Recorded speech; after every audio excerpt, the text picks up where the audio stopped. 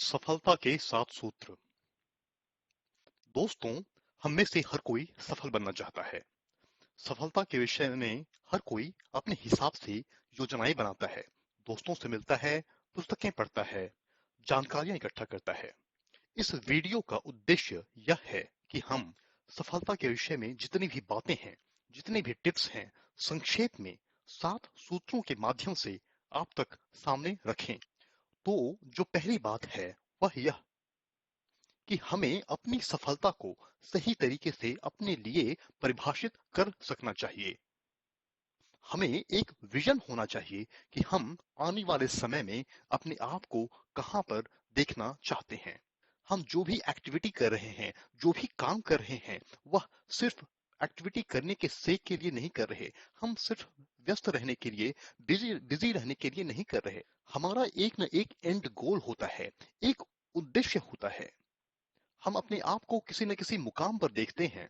अगर हम अपने विजन को क्लियर न रखें, अपने गंतव्य को सही तरीके से न पहचाने, तो फिर हमारी जो यात्रा है वो कहां तक हमें लेकर जाएगी, कहां पर हमें लेकर जाएगी, वह उसका कोई निश्चय नहीं हो सकता। यानी हम अपना रास्ता भटक सकते हैं। जो दूसरी बात है वह यह कि हम हर एक मोमेंट को एक लर्निंग मोमेंट की तरह लें। We can learn from everyone. हर व्यक्ति से मिलना, हर व्यक्ति से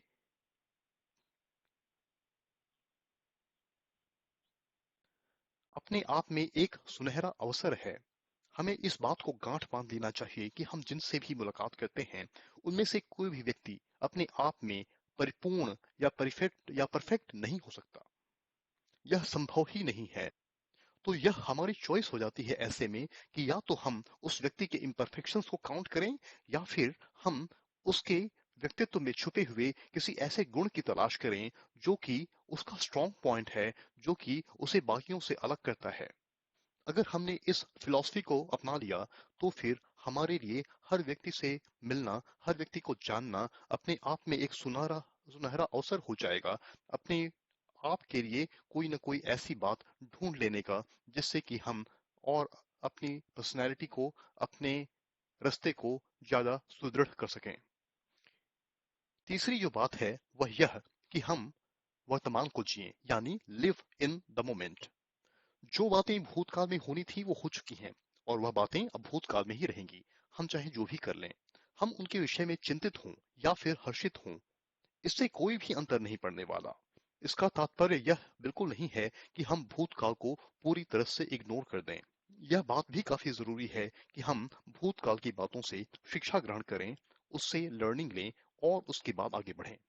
यह अपने आप में एक काफी ऑब्जेक्टिव एक्सरसाइज होना चाहिए, जिसका उद्देश्य मात्र इतना होना चाहिए कि हम उससे शिक्षा लें और फिर आगे बढ़ जाएं। यही बात होती है भविष्य में होने वाली घटनाओं के विषय में। जिन चीजों के विषय में हमारा कोई कोई नियंत्रण ही नहीं, उसके विषय में सोचकर क्या फायदा। हम जितनी भी ज्योतिष विद्या सीख लें, यह संभव ही नहीं कि हम भविष्य की घटनाओं को मोड़ सकें। अगर कोई बात आपके नियंत्रण में है, तो वह है आपका वर्तमान। आप इस क्षण में क्या कर रहे हैं, आप इस क्षण को कैसे जीते हैं, वह आपके नियंत्रण में है। स्थितियां आपके अनुकूल हों या न हों, उन स्थितियों को के बारे में आप कैसे रिएक्ट कर रहे हैं, उसे कैसे आप डील कर रहे हैं, यह आपके नियंत्रण में है। पर समय के बारे में यह बात हमें हमेशा याद रखनी चाहिए कि हमने अगर ज्यादा समय यह सोचने में गुजार दिया कि हमें इस समय में कैसे रिएक्ट करना है, क्या करना है, तो वह समय जल्दी ही भूतकाल में परिवर्तित हो जाता है और आपकी मंशाएं धरी की धरी रह जाती हैं। यानी उस पर्टिकुलर क्षण का प्रयोग आपको तुरंत और निर्णायक तरीके से कर सकना चाहिए। आपका वर्तमान में जीना और वर्तमान में कार्य करना एकमात्र तरीका है जिसके द्वारा आप कुछ उम्मीद रख सकते हैं कि इससे भविष्य में होने वाली घटनाओं का क्रम थोड़ा मोड़ा जा सकता है। यानी यह आपके लिए एकमात्र साधन है आपके भविष्य का निर्माण करने के लिए। अगली जो बात है वह यह कि हम अपने आप के साथ ईमानदारी बरतें। Be honest to oneself. ऐसा बिल्कुल संभव है कि हम अपने आसपास के लोगों को कुछ समय के लिए धोखे में रख लें। यह आपके माता पिता हो सकते हैं, आपके मित्र हो सकते हैं, आपके शिक्षक हो सकते हैं या कार्यालय में आपके अधिकारी हो सकते हैं। लेकिन ऐसी कोई विधा आज तक ढूंढी नहीं गई है जिससे कि हम कोई बात अपने आप से छुपा जाएं। और यह बात तो हम सभी जानते हैं कि अगर हम अपने आप से कोई बात छुपाने का प्रयास करने लगें तो हमारा मन उस बात को इतनी ज्यादा जोर से पुकारने लगता है कि हम उससे बचकर जा ही नहीं सकते। और इस तरह अपने आप से कोई भी बात छुपाने का साधन होता ही नहीं। हमारा मन कचोटने लगता है, हमारा मन हमें धिक्कारने लगता है अगर हमने कोई गलत बात किया और हम उसे छुपाने का प्रयास करें। अगर हम जानते हैं कि हमें इस समय क्या करना चाहिए और हम उसे नहीं कर रहे, या फिर हम उस काम को एफिशिएंसी के साथ नहीं कर रहे, तो फिर हमारा मन हमें दुखी करने लगता है। अगर हम अपने आप से प्रसन्न हैं, तो फिर हम अपने आसपास के लोगों, अपने मित्रों, अपने परिवार को भी सुखी रख सकते हैं। यानी अपने मन की संतुष्टि, अपने मन का सुख सबसे पहला कंडीशन है, पहली शर्त है दूसरों को खुशी पहुंचाने के लिए।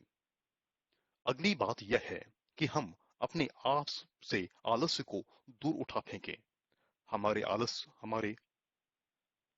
हमारे शास्त्रों में भी यह कहा गया है कि आलस्यम ही मनुष्याणाम शरीरस्थो महान रिपुः। तात्पर्य यह कि जो हमारे तन में या हमारे मन में आलस्य होता है, वह हमारा सबसे बड़ा दुश्मन होता है। हमें अपनी आलस्य को जीतना होगा, हमें अपने लेजीनेस को ओवरकम करना होगा। अगर हम में ऊर्जा है, तभी हम जिंदगी के उस मोमेंट को अच्छे तरीके से जी रहे हैं। अगर ऐसा नहीं है तो वह मोमेंट हमारे हाथ से स्लिप कर जाएगा। यानी जिंदगी का वह अंश हमने हमेशा। छठी बात यह है कि हम जो भी कर रहे हैं उस काम का पूरा आनंद लें। Enjoy what you do. हम जिस क्षण में जी रहे हैं उसमें हम अपनी पूरी चाहत, अपनी पूरी लाइकिंग लगा दें। हम कोई काम कर रहे हैं और हमारा मन हमेशा यह कह रहा है कि हमें उस काम में मन नहीं लग रहा, तो फिर आप यकीन माने कि ऐसे कामों में कभी भी तरक्की हासिल हो ही नहीं पाएगी। ऐसा काम जल्द ही हमें बोझ लगने लगेगा। जब हम पढ़ाई कर रहे हैं, ऑफिस में काम कर रहे हैं या कोई सड़क पर बोझ ढो रहे हैं, अगर हम इस बात का ख्याल रखें कि वह एक साधन है हमें अपने मंजिल तक पहुंचाने का, तो फिर हमारा दृष्टिकोण उसके बारे में बदलने लगता है। अगर ऐसे साधनों के द्वारा हम अपनी जिम्मेवारियां निभा पाने में समर्थ हो रहे हैं, तो फिर ऐसा क्यों नहीं खुशी खुशी किया जाए। हाँ, जितना हो सके जितना संभव हो सके, यह अच्छा रहेगा कि हम अपने करियर का, अपने काम का चुनाव करते समय अपने लाइकिंग और अपने इंटरेस्ट को ध्यान में रखें। अगर ऐसा संभव हो सकता है कि हमें अपने इंटरेस्ट के रिलेटेड फील्ड में अवसर मिल रहा हो, अपॉर्चुनिटी मिल रही हो, तो हम उसे लेकर आगे बढ़ें। पर याद रखें कि कई दफा ऐसा संभव नहीं भी हो सकता।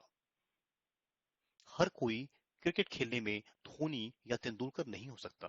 ऐसे में एक प्रैक्टिकल अप्रोच अपनाना काफी जरूरी होता है। हम पूरी शिद्दत के साथ, पूरी मेहनत के साथ अपनी हॉबी को परस्यू तो करें, परंतु साथ में हमें यह जिम्मेवारी अपने आप के लिए और अपने परिवार के लिए भी होनी चाहिए कि हम उनके लिए अपनी जीविका का निर्वाह भी अच्छे तरीके से कर सकें।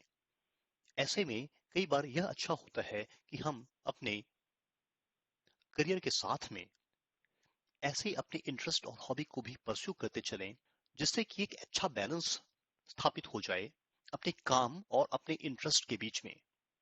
यकीन मानिए, इससे जिंदगी बिजी तो होगी, परंतु साथ में ही वह काफी खुशनुमा भी हो जाएगी। और आखिरी बात यह है कि हमें अपनी सफलता को स्वयं परिभाषित करना चाहिए। सफलता की कोई भी यूनिवर्सल डिफिनिशन या सार्वभौमिक परिभाषा नहीं होती। बहुत सारे लोग अपने व्यक्तिगत भौतिक उपलब्धियों को ही सफलता का पर्याय मान लेते हैं, परंतु ऐसा नहीं है। हर कोई जिंदगी में एक अलग उद्देश्य लेकर चलता है। हर व्यक्ति को अपने मन की संतुष्टि का कुछ अलग जरिया हो सकता है। मेरा अपना मानना यह है कि सफलता मन की वह अवस्था है जिसमें व्यक्ति अपने जीवन को लेकर संतुष्टि का अनुभव करता है, और यह संतुष्टि हर व्यक्ति को अलग अलग माध्यम से, अलग अलग जरिए से प्राप्त होती है। आपके लिए अपनी सफलता क्या है, यह आपको स्वयं परिभाषित करना होगा। हाँ, एक बात जरूर है कि अगर हम अपनी सफलता को अपने आप तक ही सीमित रख कर न देखें, परंतु इसे अपने परिवेश के साथ, अपने परिवार के साथ, अपने समाज के साथ, अपने मित्रों के साथ जोड़कर देखें, तो ऐसी सफलता दीर्घकालीन एवं स्थायी हो सकती है, क्योंकि यह सफलता सिर्फ आपकी अपनी सफलता नहीं रह जाएगी, पर आपके साथ आपके अपने लोग, आपका अपना समाज भी आगे बढ़ेगा। तो दोस्तों, ये थे सफलता के 7 सूत्र। एक बार फिर से हम इन पर नजर डालें। पहला, लक्ष्य की स्पष्टता यानी क्लैरिटी ऑफ विजन। दूसरा, हर किसी से सीखें, लर्न फ्रॉम एवरीवन। तीसरा, वर्तमान को जिए यानी लिव इन द मोमेंट। चौथा, खुद से ईमानदारी बरतें यानी be honest to oneself. पांचवा, आलस्य को जीतें, कंक्वर द लेजीनेस। छठा, हर काम का आनंद लें, एंजॉय व्हाट यू डू। और सातवां और सबसे महत्वपूर्ण, आपकी सफलता यानी आपकी परिभाषा, डिफाइन योर ओन सक्सेस। तो दोस्तों, ये थे मेरी तरफ से एक निचोड़ सफलता के विषय में किए गए अध्ययन का। मैं आपसे यह जानना चाहूंगा, आपकी नजरों में, आपके दृष्टिकोण में सफलता क्या है और सफलता पाने के सूत्र क्या हैं? कृपया अपनी टिप्पणी, अपने कमेंट देना न भूलें। बहुत बहुत धन्यवाद आपके समय के लिए।